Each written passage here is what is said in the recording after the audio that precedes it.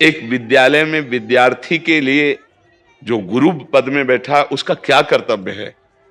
वो अपने कर्तव्य को भूला हुआ है। भला छोटे छोटे विद्यार्थियों को, जिनकी नींव पूरे राष्ट्र सेवा में, समाज सेवा में ये बन सकते हैं, अगर उनको हम सही शिक्षा नहीं दी तो उनका पूरा जीवन बर्बाद हो जाएगा। अगर उनको हम गलत सपोर्ट कर दिए तो उनका पूरा जीवन बर्बाद, क्योंकि नया जीवन है। और जगह जगह अपने अपने कर्तव्यों का यदि पालन किया जाए तो पूरा समाज सुखी हो जाए। लेकिन कर्तव्यहीनता आ रही, कोई अपने कर्तव्य को नहीं समझ रहा है। तो यही बात महापुरुष जनों को दुख लगता है कि अगर सब अपने कर्तव्य का पालन करें, धर्म का पालन करें, भगवान का नाम जप करें तो सब सुखी हो जाए। सुख सब चाहते हैं और आचरण दुख वाले करते, इसीलिए सुख नहीं मिल रहा है, परिणाम में हमें दुख मिल रहा है।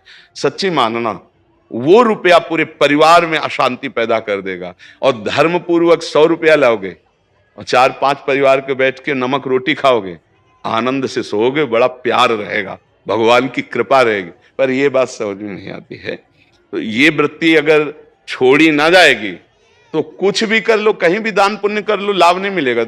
अगर दान देने की बात कही गई है तो धर्म पूर्वक कमाए हुए धन से।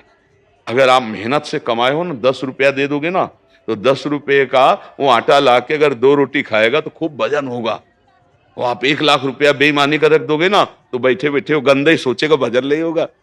उसका गंदा सोचना और आपका गंदा करना, दोनों मिल करके, उसके कारण भी तो आप बने ना, तो आपका ही पतन हो जाएगा। उसको तो भगवान बचा लेंगे, क्योंकि भगवान की शरण में है। तो मुझे लगता है अधर्म के धन से कभी किसी को लाभ नहीं मिलता। तो अपने कर्तव्य का पालन करते हुए यदि नाम जप किया जाए तो बहुत जल्दी हमको लाभ प्राप्त हो जाए।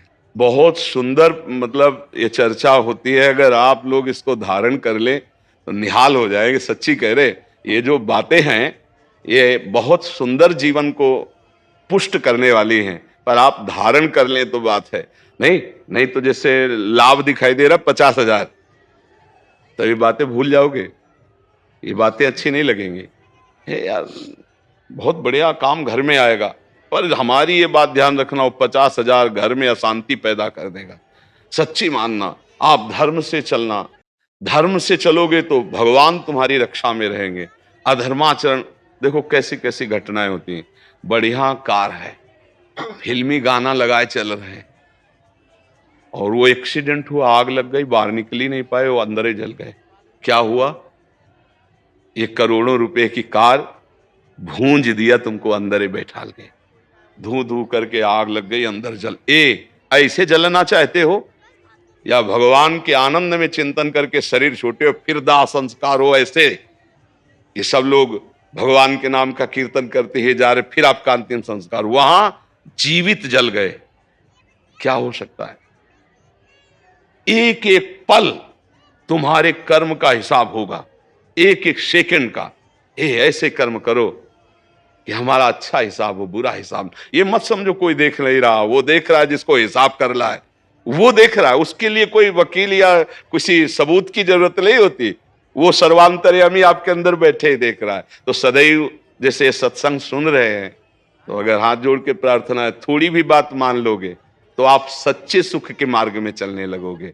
नहीं तो भाई, बहुत गंदी हवा चल रही है, माया की बहुत गंदगी ऐसी फैल रही, कलिकाल है ना, कि ये बातें किसी को पसंद नहीं आती। वो बात बताओ कि हम कितना रुपया कमा ले, कैसे कितने भोग भोग ले, और वो अध्यात्म में नहीं है।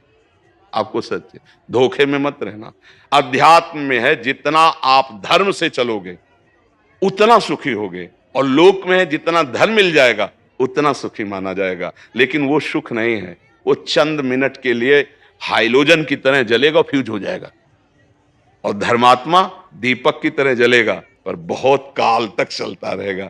इन बातों का चिंतन कीजिए, खूब नाम जप कीजिए, और भगवान के भरोसे रहिए, गंदे आचरण मत कीजिए।